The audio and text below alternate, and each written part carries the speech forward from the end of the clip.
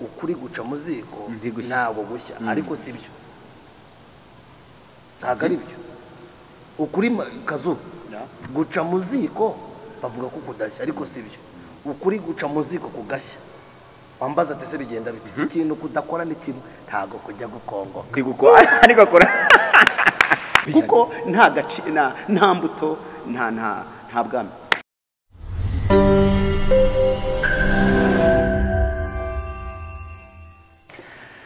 Yes, reka nongere mbasuhuze mbifuriza amahoro y'Imana ahantu hose muherereye. Reka twizere ko Imana ibarinze. Niba ari mu gitondo reka twizere ko uyu munsi uri buze kugenda neza. Niba ari nimugoroba twizeye ko muri buze kugira ijoro ryiza. Iyi ni DNA Ministries TV tugarukanye uyu munsi, kanda kuri like, ukande kuri comment, usige igitekerezo cyawe, usige nk'umuntu twazakuzanira ubutaha, hanyuma ukane kuri subscribe, wibukane kunzogera kugira ngo amakuru yose tubagezaho ubu wa mbere mu kuyabona. Uyu munsi rero tugarukanye n'abakozi b'Imana turi kumwe ahangaha murimo murabareba. Hanyuma rero nishimiye kubana namwe hano kuri DNA Ministries TV.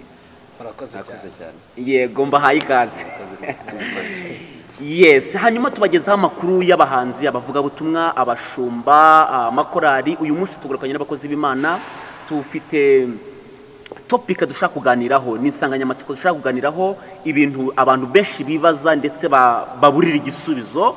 Uyu munsi twaje kugira ngo tubahe igisubizo cy'ibyo bintu mwaburiye igisubizo. Adrien, nishimiye kubana nawe. murakoze cyane Yes, hanyuma reka dutangire twibwira abakunzi bacu badukurikiye uyu munsi. murakoze cyane. Amazina yanjye nitwa Barurema Adrien. Yego. Ndi umugabo ndubatse, mfite umugore n'abana, ndakijijwe. Imana iduhane umugisha. Imana ishimwe cyane. Yego. Murakoze. Amazina yanjye nitwa Sinzabakwira Jean Marie Vianney. Yego. Ndi umugabo wubatse, mfite umugore n'abana 6. Yego. Ndakijijwe, ndi umugezi ujya mu ijuru. Amen. Akazungu turarizi. Yes, kibazo. Sinabikujije. Yes. Hanyuma rero ngaba abantu turi kumwe tugiye kuganiraho uyu munsi, tugiye kuganira ikintu kivuga ngo mbese umuntu birashoboka ko yabaho mu buzima bunezeza Imana ndetse n'abantu. Kuko abantu benshi iki kintu barakibaza.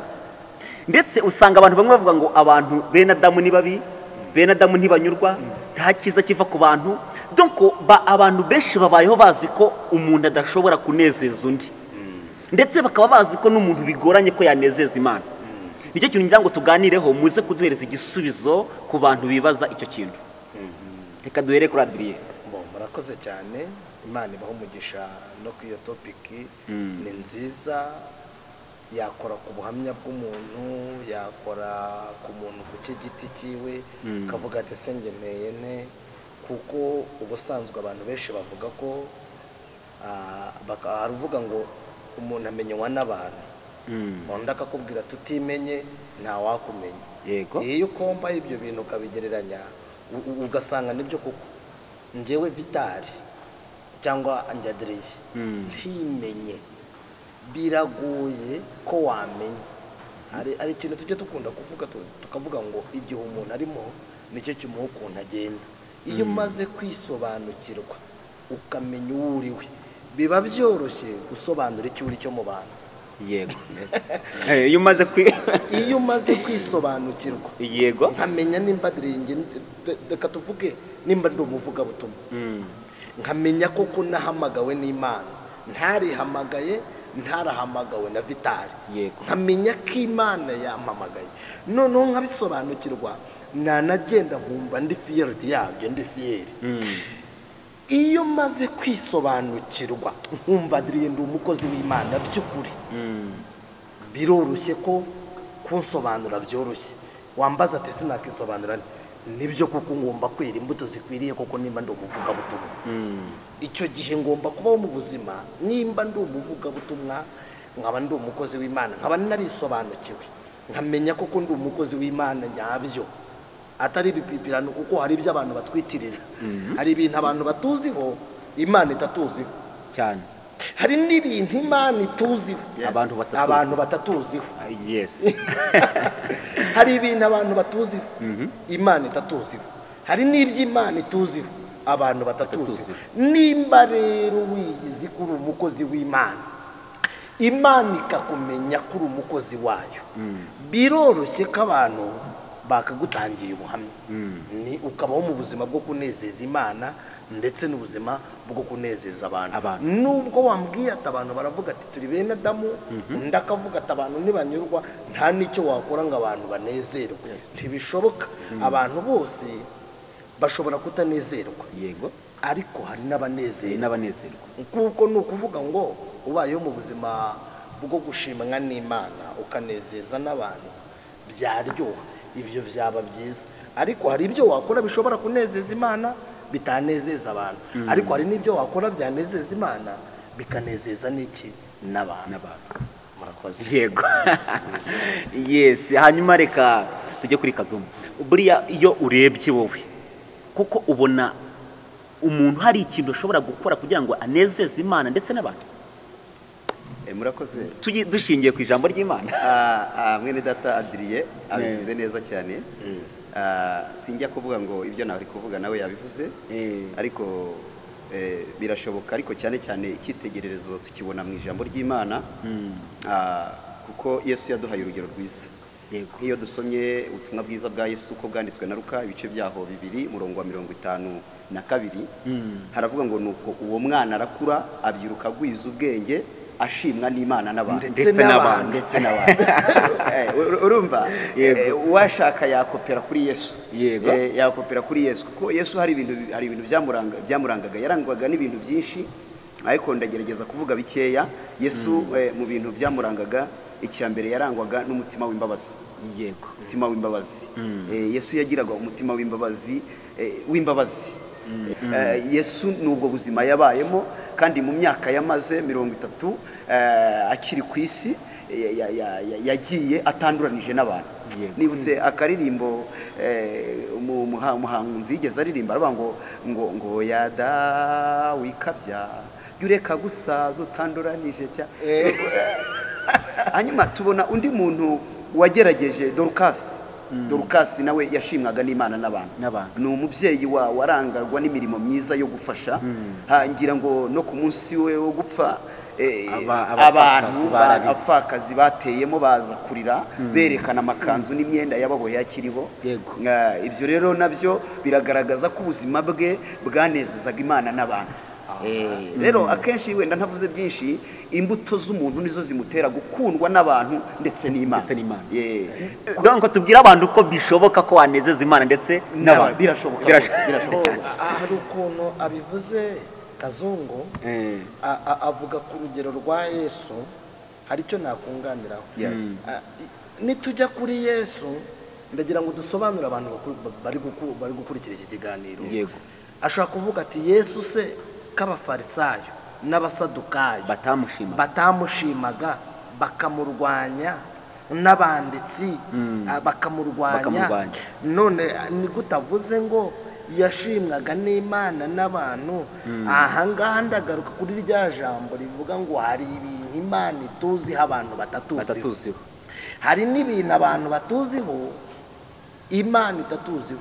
Bibiliya ivuga ngo yaje mube ariko ntibamwemera. Abo ni abantu kandi ijambo riratubwiye ngo yakuze ashimwa n'Imana ndetse ashimwa n'abantu. Urumva ni filozofi, ni positive na negative, ni bibiri bitandukanye. Ariko umuntu ashobora kuvuga ngo ibi bintu byaza guhurira. Ni gute umuntu yashimwa n'Imana ndetse n'abantu? Undi nawe akitekerezaho bita akavuga ati se ngewe kuko byenda nakoreye Imana, byenda nkabwiriza ngahanura nkavuga n'iby'Imana imbwiye, ariko abantu bakambwira ati uriya ni ruvunumwa, iriya ningegera nta kintu.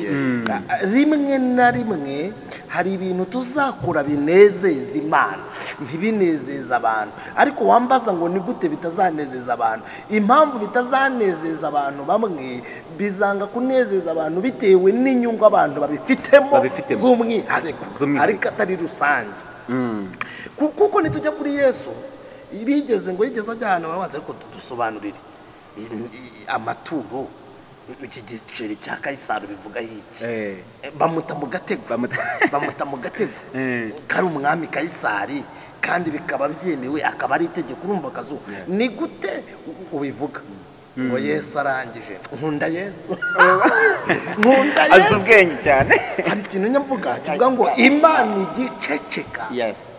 igakora isekura buhoro ikanoza cyane Donc iraceceka ariko ikaba iri gukora. igakora ibasha no kuvuga igakora ngarangije arabareba aravuga ati mukiza nicyo gice ubundi handitseho undi Handitseho Kayisari. avuga ati bya Kayisari mu bya Kayisari n'iby'Imana bigira ukwabyo nanga bari bamuteye mu gatego ko muri ba bandi bafite inyungu zabo bavuga ataha abihakane noneho tumufate matepo tumumenye kuko iki ni cy'umwami wacu Kayisari ariko kuko Imana ari umukozi w'umuhanga Yesu amenya ibiri muri bo njya nkunda ijambo rivuga none kwa Lazaro Yesu yamenye uburyarya buri mu bantu kandi bose barimo barira bose bararize muri uko kurira bose bagaragaza amarire ngo noneho Yesu arebye uburyarya buri mu bantu areba n'uburyo bari kuvuga ati Paul mukozi w'Imana Paul ihangane kazungu Paul Vitali turagukunda ngo nawe arangije agira agahinda k'uburyarya bubarimo ababazwa n'ubugome bubarimo ngo nawe arangije ararira ngo amaze kurira ba bantu barahindura baravuga ngo burya yamukunda ariko ntabwo yarijijwe nuko yamukundaga ahubwo yarebye ibiri mu bantu amaze kureba ibiri mu bantu arangije araturikararira byumvikane ko ibintu ushobora gukora ntibinezeza abantu rimwe na rimwe uzasanga ari abantu bafitemo inyungu ku cyo giti ariko birashoboka nuko umuntu akora ibintu abantu banezererwa abantu bakavuga ati uyu muntu rwose tumutangira ubuhamya ni imfura ni inyangamugayo ahubwo abantu benshi bitwaye mu icyo kintu cyo kutarinda ubuhamya no kwera imbuto zo kugira ngo banezeze Imana n'abantu babitwara muri ya angle tumenyereye byo kuvuga ngo abantu ntibanyurwa ntacyo wakora ngo unezeze abantu ariko birashoboka Yesu yaduhaye urugero na Dorcas nubwo abafarisayo abasadukayo bamurwanyaga abandi bakavuga ati tubone ikigende n'icyaruvumwa undi ati yigita Imana ariko hari n'abavugaga ati Yesu mwami wacu turagukunda ariko inyungu zabo bo kwari kugira ngo bashimwe bubahwe rero icyo ntabwo byari gukunda ko banezerwa ariko abantu bo bandi baramukundaga donc bivuze ngo abantu bashobora kutanezezwa nawe ni abantu bafite inyungu ku giti cyabo ufite agakiza warahamagawe n'Imana waramaze kwisobanukirwa nk'uko nabivuze nkamenya Vitali nkimenya ubundi mu kinyarwanda cyiza abahanga bavuga ko kugira ngo umenye aho ushoborera wakagombye kubanza kumenya aho intege nkeya zawe ziri kuko numara kumenya aho intege nkeya zawe ziri uzaharinda abenshi rero usanga bazi aho bashoborera cyane niyo mpamvu akubwira ngo ntabwo bishoboka ntabwo birakwiye ko njye menye intege nkeya zanjye nkazikontorora nkarinda ubuhamya birashoboka rero birashoboka cyane birashoboka yego birashoboka ariko ukarinda iki ubuhamya nubwo atari bose ariko 90% cyangwa 10% birashoboka icyakora bijya bishoboka ko umuntu umwe ashobora kwangisha abantu bose bitewe na za nyungu twavuze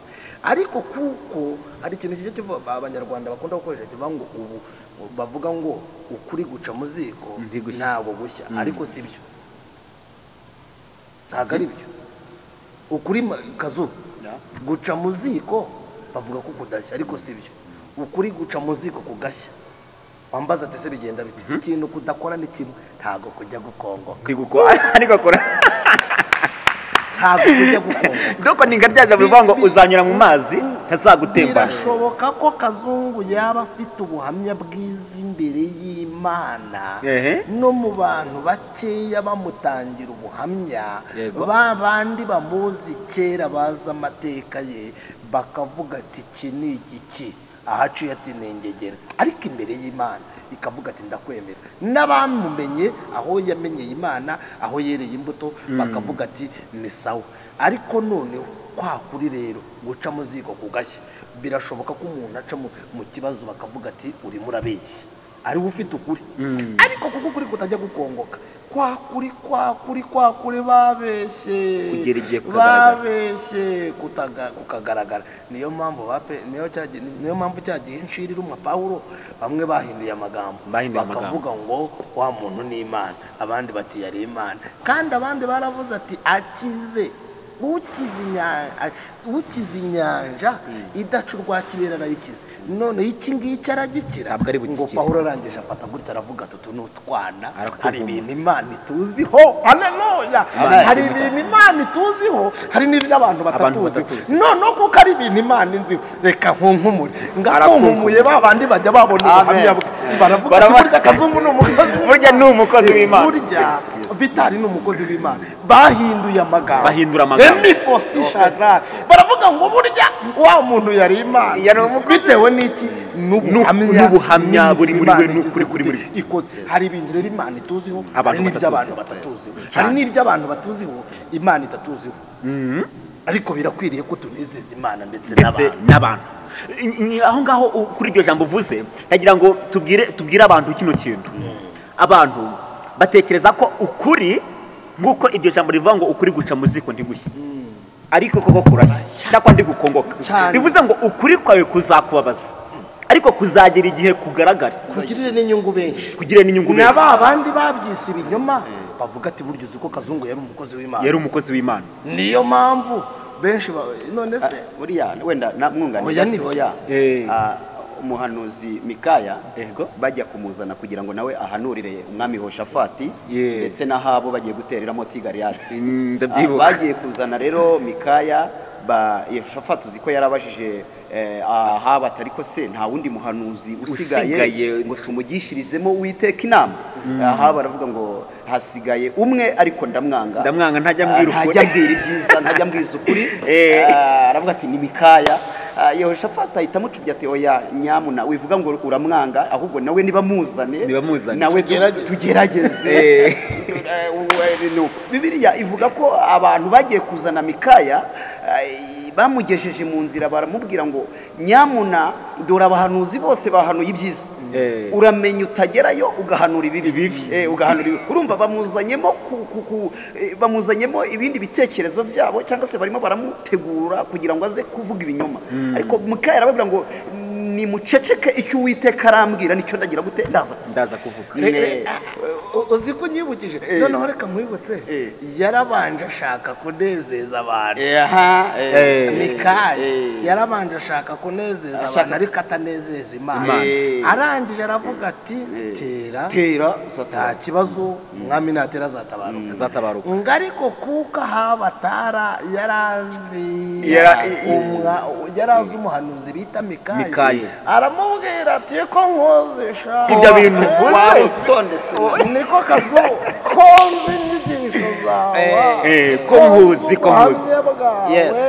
byumvikane ko Imana iramuzi ariko nawe aramuzi amuzi ubuhamya bwo kuvugira Imana kandi nta ishimwe cyane icyitonderwa kiri mwaho ngaho ngo abandi magana ngahe bose baravuze ati umwami naterera Tigaliyadi aratsinda Imana iraza kuhamugabiza naramuka agiye mu rugamba ari buze gutsinda ngo n'uwagiye kumuzana mugani wa Kazungu aramubwira ati abantu bose bahuje indimi akarimi kawe ndakazi byumvikane ko bari bamuziho ubuhamya bwiza imbere y'Imana imuzi nabo bamuzi ariko batamuziho ibishimisha abantu bamuziho ibinezeza iki Imana noneho bose bahoza indimi baravuga ati ngaho mbwira umwami aramati none se Kazungu ndakurahiza kangahe konzi Imana ikurimo ibi bintu uvuze ko bitandukanye n'ibyo usanzwe nzi umbwira kandi ko nkuzi ko nkubona mu ishusho itandukanye niyo nari mvuze ndakurahiza kangahe ubundi vrema inshuro zingahe ngo umuhungu tugasa nk'ugiye gataravuga ati nukuri nagiye mwiyerekwa mbona mu ijuru haba inama yego Imana ihamagaza imyuka umwuka w'Imana aravuga ngo ninde twatuma gushukashuka ahabo kugira ngo agwe iramo Tigaliyadi buriya Mikaya ngenda mwemera cyane ariko iteka nsubiye inyuma gatoya ukuri aho kuva kukagera kuraryana burarega ni nacyo ba Pawulo baziraga ni ukuri kuraryana na n'uyu munsi hari umuhanzi wigeze avuga ngo ukuri ngo ngo kujya kubura icyicaro ngo ikinyoma kikabona akaba cyo kibona icyicaro na n'uyu munsi ariko wenda dusubiye inyuma gatoya twari turimo kuvuga ngo ni gute umuntu yanezeza Imana n'abantu ni gute umuntu yanezeza Imana n'abantu akenshi Adrien yabivuze neza cyane hari ibintu abantu batuziho ariko Imana itatuziho ariko aho naho ndaza kongera nkarebe neza ese Imana ni iki yatuyoberwaho kandi imbere yayo twese tugaragara nk'ibyambaye ubusa urumva naho nukuhareba neza cyane ariko aho gatoya hari ijambo Imana ijya kurimbura Sodomu n'Igomora yaravuze ngo ngiye kureba ko ibihavugwa ibiharegwa ari ukuri ngo niba ari byo ndabimenya kandi niba atari nabyo ndabimenya yari yumvise ngo bahareka rw'abantu yes donc hari ibintu abantu bashobora kuba batuziho bikazamuka nk'urusaku Imana ikabita bituziho ariko adiye ko bamuvuga ko ateye nabi kandi muzika yateye neza ibintu bavuga ko ndabimuzi ikaza kwishakira ubuhamya kuri teri niyo mpamvu Kazungu avuze ati ariko ndibuze kureba neza ibintu abantu batuziho Imana igatumenyaho ni kandi ibintu byose bitwikuwe nk'ibyambaye ubusa imbere y'Imana ariko nk'ibyo bintu ni nk'ibi abantu bashobora kuba batuziho Imana itatuzi abantu bashobora kuba batuzi Imana itabituzi buriya ni byinshi reka mufashe twunganirane nawe iyi ni deba ni ikiganiro ariko nshobora kuba abantu bazi ko nsenga cyane naniyiriza cyane yego Imana itanze ko nsenga donc ukaba usenga buri munsi ariko Imana yareba mu bantu basenga ntikubone none se reka mubaze Sawuli ntiyimitswe n'Imana cyane none se yagiye ku ngoma Imana itamushima yaramushimaga none se yayoboye imyaka ingahe Imana itamuzi 38 none se ushatse kuvuga ko atari yari yamwemeye kandi abantu bari bamuzi none se ntibari bamuzi ko ari umwami ariko Imana ntibari bazi se ko yimitswe n'Uwiteka ni ukuvuga ngo hari ibintu abantu bakumenyaho Imana itabikuziho kandi ukabikora mu izina ry'Uwiteka cyane rwose cyane ubundi nibyo bene sekewa b'umutambyi ngo nabo bajyaga bafata akanya bakajya kwirukana abadayimoni bari batewe n'abantu yego ariko ngo babikoraga bahimbiye kwigana Pawulo ngo bakavuga ngo mu izina rya Yesu ngo turabirukanye uwo Pawulo avuga yego ariko Bibiliya ivuga yuko abadayimoni bahagurutse bakabatanyagurizaho imyambaro ngo baravuga bati uwo Yesu muvuga turamuzi na Yesu na Pawulo muvuga turamuzi ngo baravuga mwebwe muri bande ko mwe tutabazi urumva bakozwe n'isoni bagiye mu izina rya Pawulo abantu babamenya ko bagiye ko birukana abadayimoni ariko Imana itazi ko bafite izo itasaba abantu noneho rero abadayimoni babakoze isoni bava ati mwebwe muri bande Pawulo turamuzi n'Imana iramuzi iyo yavuze turiruka mwebwe muri bande muraturukaye murateye muturukaye barangize rero barashaka hanyuma rero turi ikiganiro turimo turagenda dusatira umusozo ariko buriya Kazungu ni iki noneho tumaze kubona ko bishoboka ko umuntu yanezeza Imana ndetse n'abantu ariko hagati aho kugira ngo utari wenda singuciye mu ijambo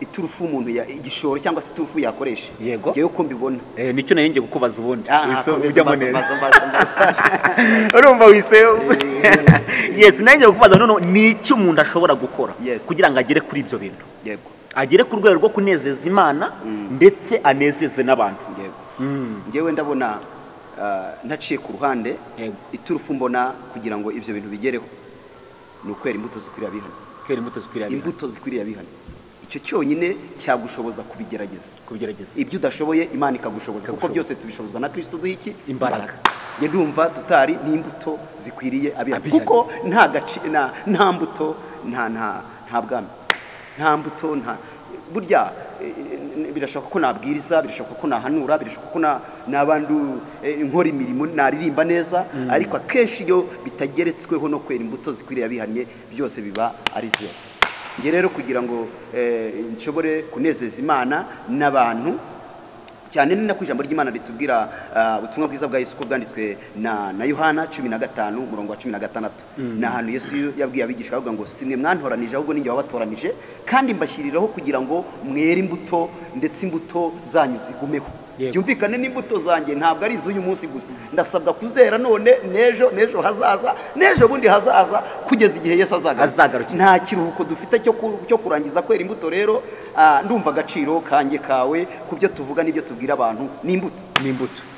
Doko ikintu dushobora gukora cya mbere kugira ngo tunezeze Imana ndetse n'abantu ni ukwera imbuto zikwiriye bihari. Ari abo dusengana, ari abo tubana tukaberera imbuto cyane. Ari abo dukorana, ari abo ducuruzanya, ari abakiriya bacu, ari abo tubwiriza tukaberera imbuto. Inshuti yanjye impamvu y'ibyo mbona imbuto z'umwuka wera ni nazo zigaragaza ko umuntu akijijwe.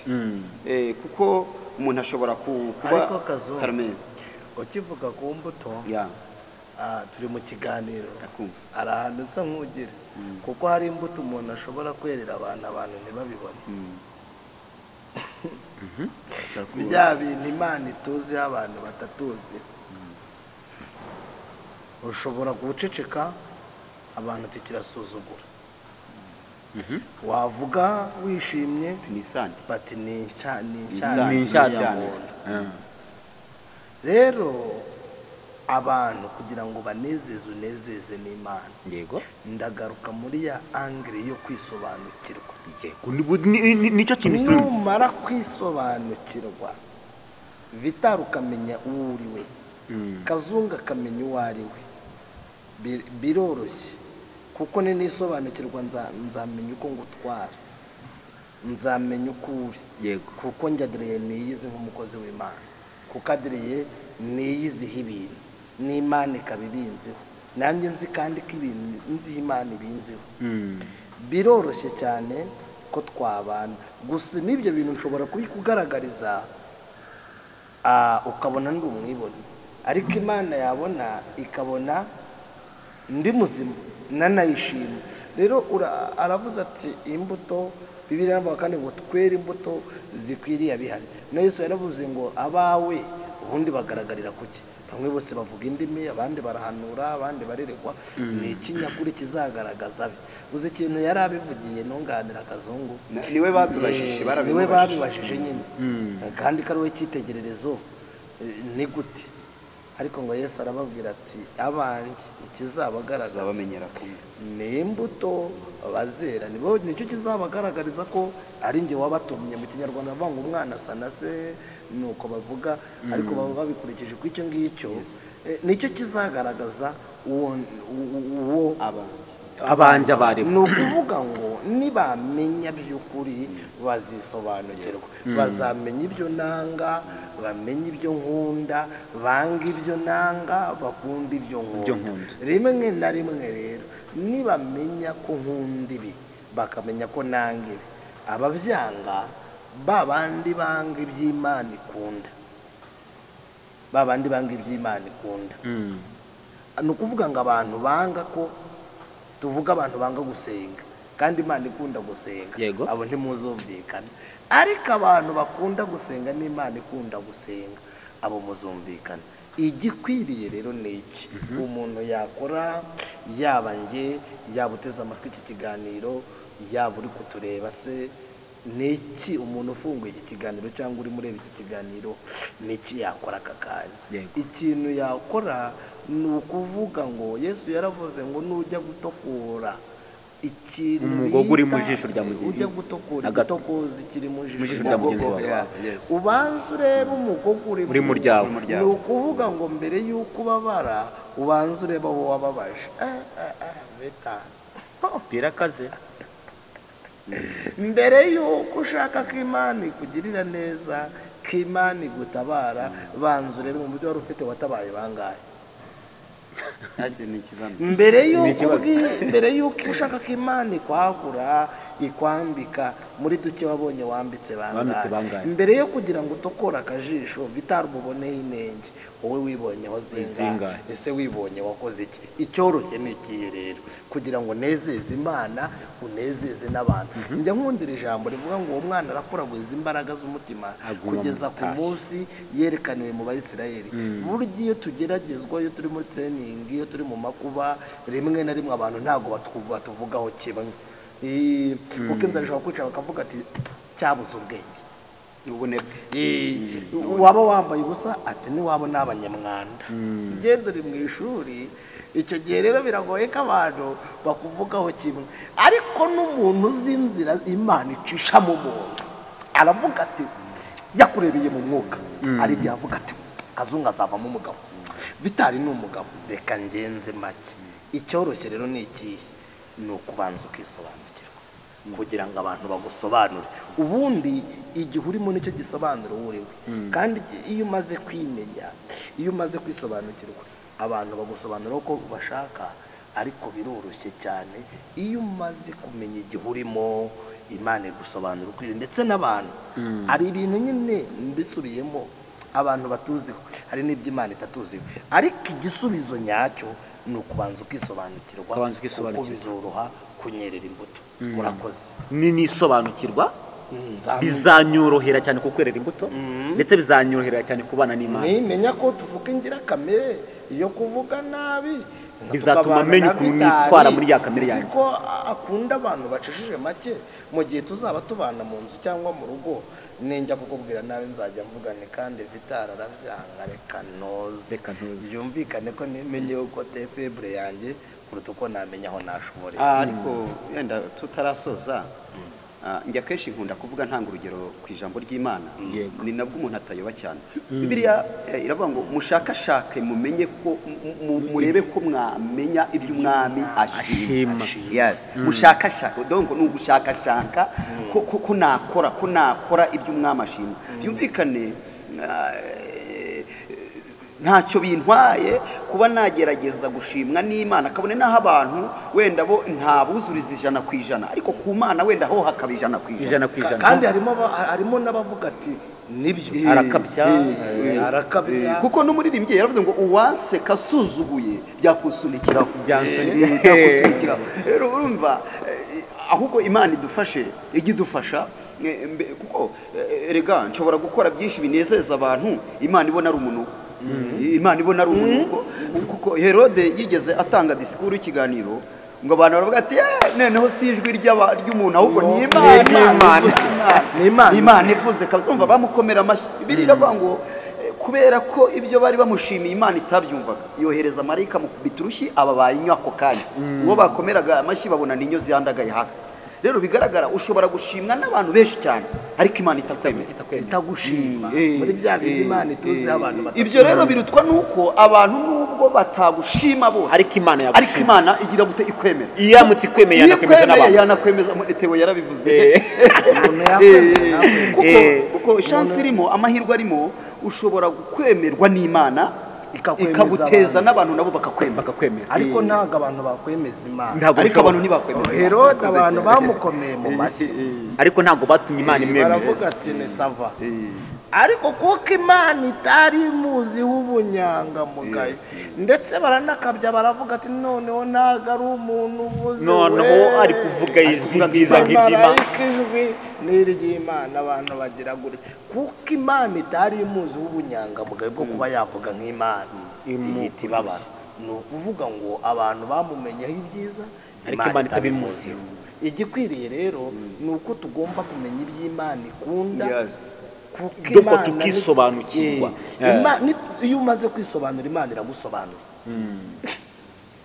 iyo umaze kwisobanukirwa Imana igusobanukirwa Imana igusobanurira abantu ariko biragoye ko Imana biragoye ko abantu bagusobanurira Imana abantu bakagusobanukirwa bakagusobanurira Imana biragoye cyane donc twimenye hanyuma tubane n'Imana Imana izatwemeza abantu mbese twe guhirimbanira kwemeza abantu kuko nitwemeza abantu bigira garante ariko dushake kwemeza Imana kandi umuntu abanye n'Imana neza Paulo yaravuze ngo nimukora ibyo nta mategeko abihana donc mu kugerageza kubana n'Imana nako tuzagerageza tugenda tunabana reka nkwereke twirukanka hariya mu itangiriro ibice ngira ngo niba ari bitandatu ni ibice itangiriro ibice bitandatu wenda ibice 4 umurongo wa 6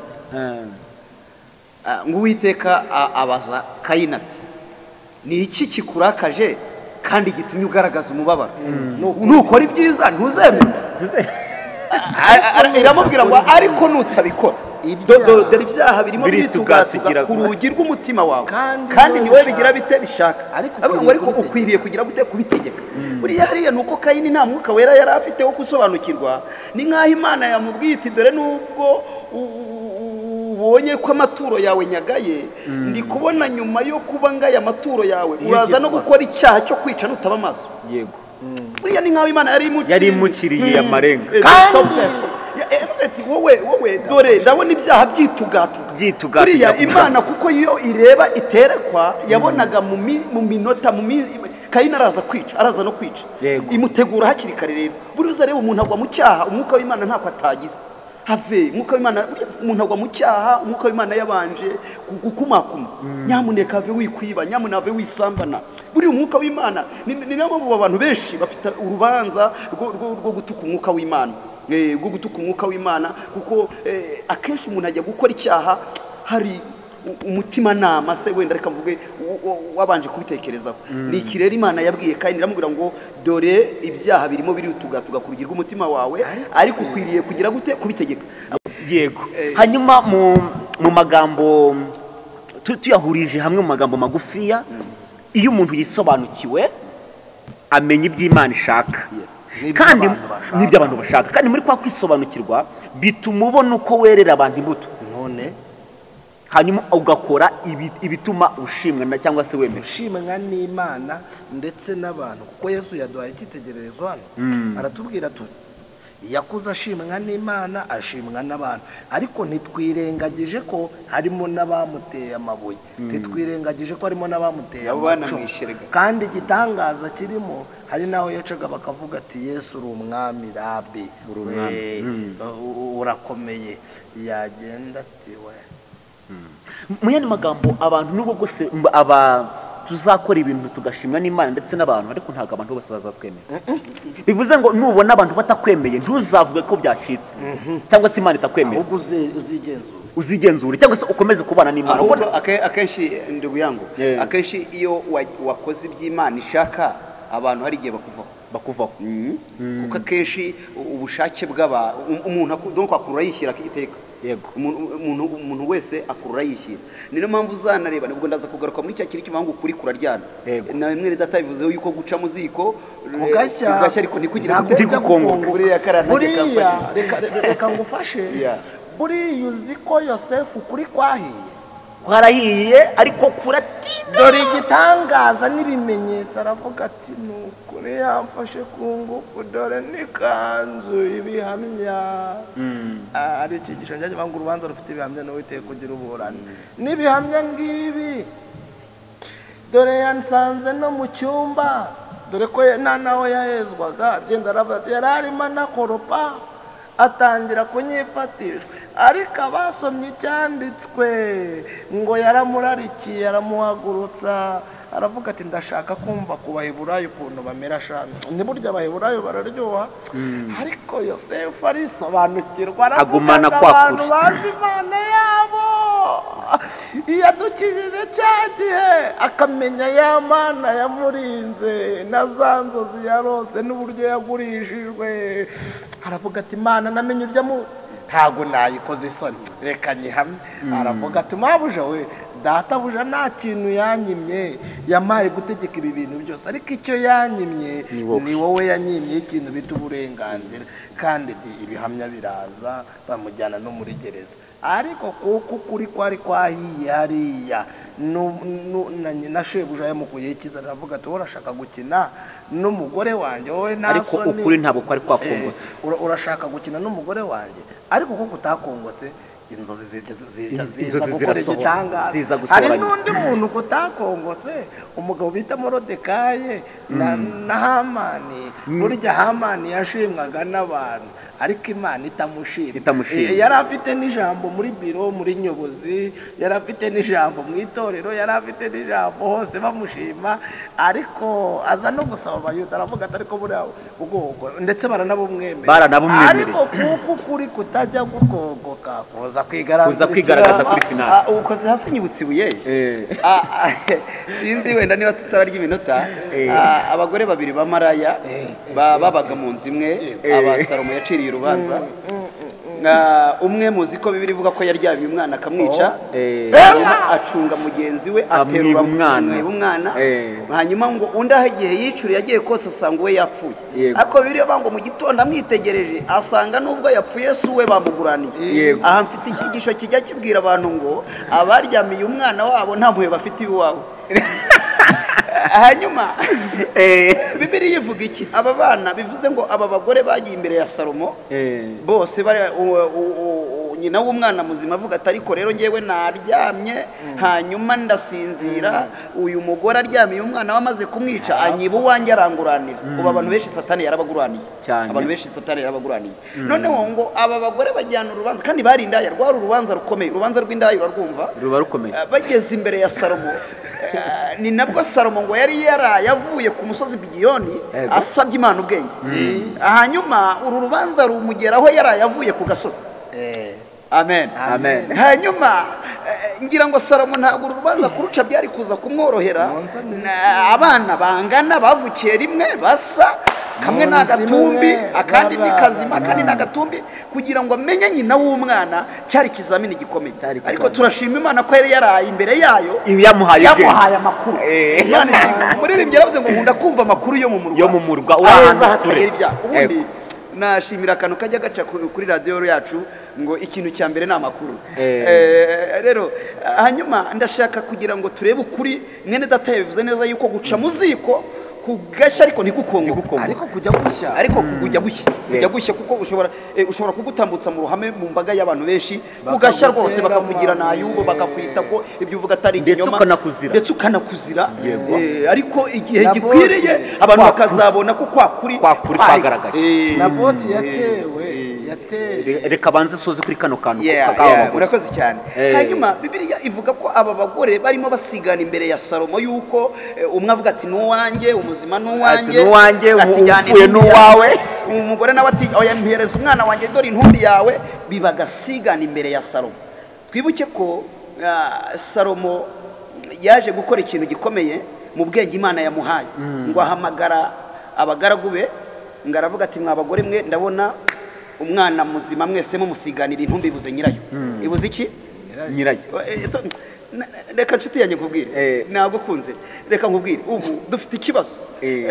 Ubu twebwe n'itorero ryacu twumva ko Imana ari yacu, twumva ko ari twebwe izi, ariko n'abakatolika bati ni yacu, n'abadivantisi nabo ni yacu, abayehova bati ni yacu, abasitereshoni bati ni yacu. None ko ndeba nageze ahanga abone ko umwana muzima buri wese ari kuvuga ngo nuwe intumbi ni yandi. Nkabagere bizasobanuka tugeze imbere y'umwana. Ubu ntitwamenya, ntabwo dushobora kubimenya, twamenya nyina w'umwana. Tuzamumenya uko twageze imbere y'umwana, tuzamenya nyina w'umwana. Salomo mu bwenge Imana yamuhaye abwira umugaragu ngo amuzanire inkota, ngo barayizana.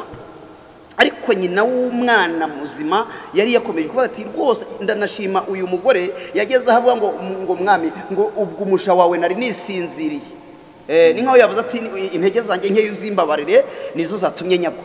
Ubu kubera intege nkeya abantu dufite muri iyi minsi turi kunyagwa, ariko ntibimenye intege, nta nubwo banazimenyeho. Intege nacyo kibazo. Ubundi yabivuze neza cyane, icya mbere ikintu kibi cyane ni ukutimenya, kutisobanura. Ikintu utimenya na Murwanashyaka yarabivuze ngo iyo utimenye ntawe kumenya. Rero hanyuma mu bwenge Imana yahaye Salomo abonye abagore bose bari gusigana kandi hagati aho hari mukuru. Mwibutse ko umunyarwanda avuze ngo ababurana ari babiri, umwe abayigiza nkana. Nibwo umwami Salomo yabwiye abagaragu ngo bazane inkota, barayizana. Salomo aravuga ati uyu mwana ngiye kumucamo kabiri, hanyuma ubwo mu musiganira ari usigaye umwe ajyana igisate undi ajyana ikindi ariko ngo abikora mu bwenge Imana yamuhaye adafite umugambi wo kugira gute wo kwica uwo mwana ahubwo ari gushaka iki urumva arimo arashakisha ukuri arimo arashakisha urumva aho hagati ukuri kwahiye ntabwo ndi kurakongo ni kurakongo nyuma Bibiliya ivuga ngo iki ngo akiza n'inkota agiye gusatura azamuye ukuboko bireba ngo nyina w'umwana muzima wari umufitiye imbabazi haleluya nyina w'umwana muzima wari umufitiye imbabazi abatumva rero mwami ave wimwica nubwo bimeze bite mumurekere mutwara wenda nakura azamenya ko ndi nyina wamugiye kugise amabere yarikoze azamenya murecha mujyane noneho ngo undi mugore batewe yarata oya na apasura twese tumuhombe apasura twese tugira mu mushinga bitatu muhombe urumva no mushinga watumuhombe uyu bene uyu muntu rero abantu benshi babagiye muri tumuhombe niba ntambabazi tumuhombe niba ntambabazi abwiriza iki se dore ukuri rero dore rero tumuhombe adiyakoni iki tumuhombe ashumbye iki tumuhombe abwiriza iki tumuhombe yavuze nabi ibindi byo teoloji ivuga ibi twabwirije ubu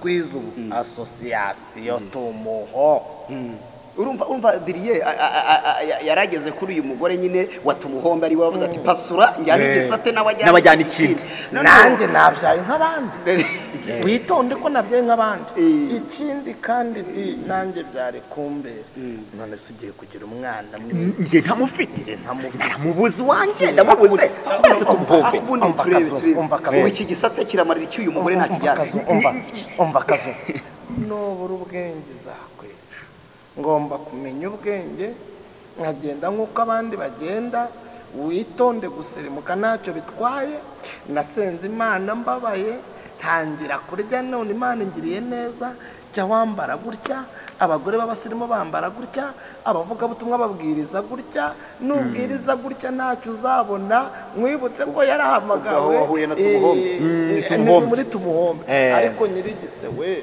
habona umushyo arangije mbabarira basi kuko nazi inzira z'Imana ariko nshimiye Imana ko bari imbere y'umwami bari imbere y'umwami kuri iri jambo ukuri hariya kwari kuri gushya kwari kuri gushya kuko kwari kwanze kumvikana ntabwo kumvikanye n'umwana baranamutwaye yararira yumva yamubuze burundu ariko ku munota wa nyuma ukuri kuragaragara ngo Salomo abonye uwo mubyeyi imbabazi agiriye uwo mwana aravuga ati ni ukuri kurusha nyina w'Imana umwana imbabazi ni ukuri madam jyana umwana wawe jyana umwana wawe umugiriye impuhwe kuko yaramugiriye impuhwe rero ukuri kurashya ariko ntabwo gukongoka kuca mu ziko kugashya ariko ntabwo kwakongoka tubwire abantu nubwo bwose uzababazwa n'ukuri kwawe ukazabazwa n'ibyo uzi ufitiye amakuru ndetse uziranyeho n'Imana bizakubaza ndetse bikujyane mu rubanza ndetse wanafunga ndetse wanashyirwa inyuma y'itorero wanapfa banaguteza cyamunara ariko bishire kera ukuri kwawe kuzagaragara amakosa bakayabona oya cyane rwose bikagaragara buri muntu wese wajya unatambuka avuga ngo uriya muntu ni umunyabyaha erega inshuti yanjye reka nkubwire naboti yafashe abagabo babiri b'ibigoryi baragenda baramushinja Ezebera avuze ati mushaka abagabo babiri b'ibigoryi banshingirize Naboti yuko yatutse Imana n'umwana ngo abagabo bafata mu iguriro nta nubwo banarushye kuba bagiye mu iguriro barabati muze tubahaye ikiraka n'abakomisiyoneri bati muze tubahaye ikiraka baragifata baragenda baramushinja ndetse aranapfa yatutse Imana n'umwami mujye muvuga bati nukuri yamututse twumva twari duhari urumva ni ibimenyetso mwibutse ko Kazungu nkunganire abantu bari baziho umwami kari umwami Naboti Imana imuziho gukiranuka agundira gakondo ariko urubanza rufite ibihamya ruramuhamya bati watutse Imana utuka n'iki n'umwami ariko kuko Imana itajya ruswa byaba kwa kuri kwa Naboti Imana imuziho kwaje gutuma amaraso ya Naboti atagenda yonyine. Ntabwo igiye yonyine. Yes. Bivuze ngo ukuri kwawe nubwo uyu munsi gushobora kutagukiza. Reka tuganye tubwira abantu ko ikintu bakibeshyaho bakavuga ngo ukuri kwanjye kuzankiza. Gushobora kutagukiza ariko kukazakiza abandi. Yes. atari ku muntu w'Imana. Byatumye Yezebeli agenda bitewe na kwa kuri kwa Naboti yapfanye. Cyane rwose. Yes. Bivuze ngo kuri kwa Naboti kwakijije abantu. Nubwo we kutabaje kumukiza uwo munsi. Nuko byegishize muri Eliya ku musozi Karumeli mwakabyara mwe uretse ko yarazi ibintu Imana imuzi abantu batari bamuziho imbere y'abahanuzi 400 ba Bare n'abantu 400 ba Ashera n'ingabo kandi z'umwami buriya byari bimukomeranye none ariko ukuri kuri muri we kandi ko ari kwakongotse bituma Imana imwemeza n'abahanuzi ba Bali ndetse no mu gihugu Imana yari yacecetse abantu bavuga ati reka tukarebe kigize iki abandi kandi nta muntu ubura abafana ntawe buri muntu wese agira abafana n'abakunzi bo Adrien mbo turimo turagana ku musozo mu bintu bimwe dushobora kubwira abantu badukurikiye cyakora kino kiganiro cyaryohanye iki kiganiro cyaryoheye cyane tubwira abantu badukurikiye byanze bikunze niwisobanukirwa uzaguma mu kuri kwawe kandi ko kuri kwawe gushobora kukubabaza ariko bizatuma werera abandi bantu imbuto n'Imana byanze bikunze niwisobanukirwa uzashimwa n'Imana donc iyo umaze kwisobanukirwa Imana igusobanura uriwe Imana iragusobanura biroroshye ko tuvuge nimba umuntu amaze kwimenyaho ko ari umusambanyi ubundi ni ikindi kiganiro aricyo abantu bajya bavuga ngo ni ukwihana no kwatura ubundi tuzabiganiraho iki kintu tuzakiganiraho nacyo no kuvuga ngo umaze kumenya ko ngewe Imana inkunda ko nkorera Imana nakagombye kwitwara nk'abakozi b'Imana mu bakozi b'Imana rero hari aho nzaca bantera amabuye n'abandi mace bavuge ngo amen ariko nkirutse ko umwami azabagushima tubwire abantu rero ko byanze bikuze n'ubwo bwose abantu bazabashima bazagushima ariko ntihazabura n'abantu bakugaye ariko ikintu cya mbere dukwiye guharanira ni ugushimira n'Imana ntaguciye mu ijambo nubwo turi gusoza Imana si yacu isi yose ntivuga Imana cyane ariko hari n'abayanga yego hari abayishima hari n'abayanga rero niba Imana ifite abantu bayanga batanayishima twebwe tuzabura abantu bakwanga ntabwo bishoboka Yesu yaravuze ngo reka mbabwire ntabwo tuzabura abantu baturwanya ntabwo tuzababura ahubwo igifite agaciro ni ugushimwa n'Imana bari kukurwanya Imana ikwemera usanga Imana ikwemera nicyo kibazo umuntu yakwiye kwibaza ubona mu byo ushinzwe mu murimo wawe wakagombye gukora ubikora neza nimba ubikora neza abantu bakavuga uko utari ituriza Imana izasobanura uburyo ariko kandi niba bavuga ibyo bavuga ari ukuri Imana izimanukira nabwo ibimenye irebe nimba ibyo bakurega ari ukuri Imana igiza kuri tere ikamenya n'ukuri bakangubwira biriya bintu byavugagwa i Sodomu n'i Gomora ari nabyo byatumye Imana iza kuhareba Bibiliya yitwereka ko ikihagera aribwo yatumaga abamarayika ubwayo kuko ikintu cyaharegaga ni ubusambanyi ndetse ko abahuje ibitsina tujya tunabivuga hano na n'uyu munsi biriho ni ubusambanyi butinganye Imana rero hanyuma ngo ubwo abantu baratakaga bavuga ati ibi ni ibiki bisigaye biri kuba mwibutse ko ibyaha by'abantu iyo bikabije Imana iramanuka iramanuka hari igihe imanuka izanye ibyago hari igihe imanuka ije kureba ije gutata nyuma hanyuma rero ndabashimiye cyane gusa uretse ko umuntu yafata nk'umunsi wose tukicara tukaganira ariko munganirije amagambo aryoheye umutima barakaze cyane numvise mfashijwe koko si ukubeshya abantu bakeneye kongera guhembuka kandi ndahamya neza 100% ko umuntu wese wakurikiranye kino kiganiro arahembuka kandi arasobanukirwa ukuri nyako abantu benshi bibeshyaho bavuga ati ngo ukuri ntacyo kuzantwara ati ntago umuntu yanshima ariko abantu barasobanukirwa ukuri muri iki kiganiro umuntu wabasha kugikurikirana cyose hanyuma rero Adrien ndagushimiye cyane murakoze cyane ni ukuri Imana igumugisha kazungu ndagushimiye ko waje kubana natwe Imana bamugisha nanjye nanezerewe yego mbere yuko dusoza mu dusengera reka tubabwire mukande kuri like mukane kuri comment musiga mu gitekerezo hanyuma mukane kuri subscribe mukane kunzogera kugira ngo amakuru yose tubashyiriraho muba aba mbere mu kuyabona. Turabakunda cyane. Hanyuma reka dusoze Kazungu adusengera Imana. Murakoze cyane, kadusenga Imana. Yego. Mana turagushimye mu izina rya Yesu Kristo umwana wawe ukunda, wabanye natwe tugitangira kandi usozanyije natwe. Uri Imana ifite imbaraga, uri Imana twiringiye, uri Imana y'inyamaboko, kandi aho twakwiringiriye ntabwo twigeze dukorwa n'isoni, n'aka gasura dufite no kubera wowe. Turagushimira imirimo itangaje wakoze na n'uyu munsi ugikora, kandi twiringiye ko uzakomeza kuyikora. Ntidukanzwe n'ibiteye ubwoba tugenda duhura nabyo muri iyi nzira, kuko yatangije umurimo muri twebwe ni nayo izanawusohoza. Imana ishimwe. Tugushimiye rero kuko ari wowe watuzanye muri iki kiganiro, kandi tugushimiye ko uwo mwuka wawe wera ari wowe wadushoboza akanadushorera akadushoboza, dore ko dushobozwa nawo. Turagushimiye rero, turagusabye kugira ngo Mwami udushoboze gukora ibyemerwa nawe, kuko nibwo tuzemerwa.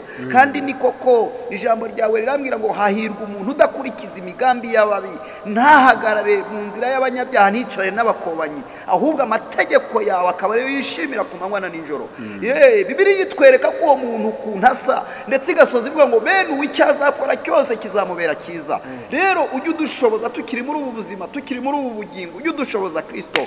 Ni ukuri turagushimiye ko uri mu ruhande rwacu nta mubisha. Komeza kudufasha, komeze kutwambika imbaraga, kandi Mwami ufashe itorero ryawe, ufashe igihugu cyacu, ufashe abakozi bawe bari hirya no hino, umurimo wawe wagure mu gihe gisa nk'iki ngiki. Urinde abantu ibitotsi byo mu minsi y'imperuka, barinde guhunikira, barinde gusinzira, kuko Pawulo we ageze mu Tesalonika aravuga ngo abasinzira basinzira nijoro, aravuga ngo ariko twebweho turaba amanywa. Udushoboze kuba maso rero, kandi umuntu wese mu mwanya we nk'uko yabihamagariwe. Turagushimiye uyu mwanya waduhaye, nitwongera guhura gutya tuzashima izina ryawe. Mu izina rya Yesu urakoze cyane.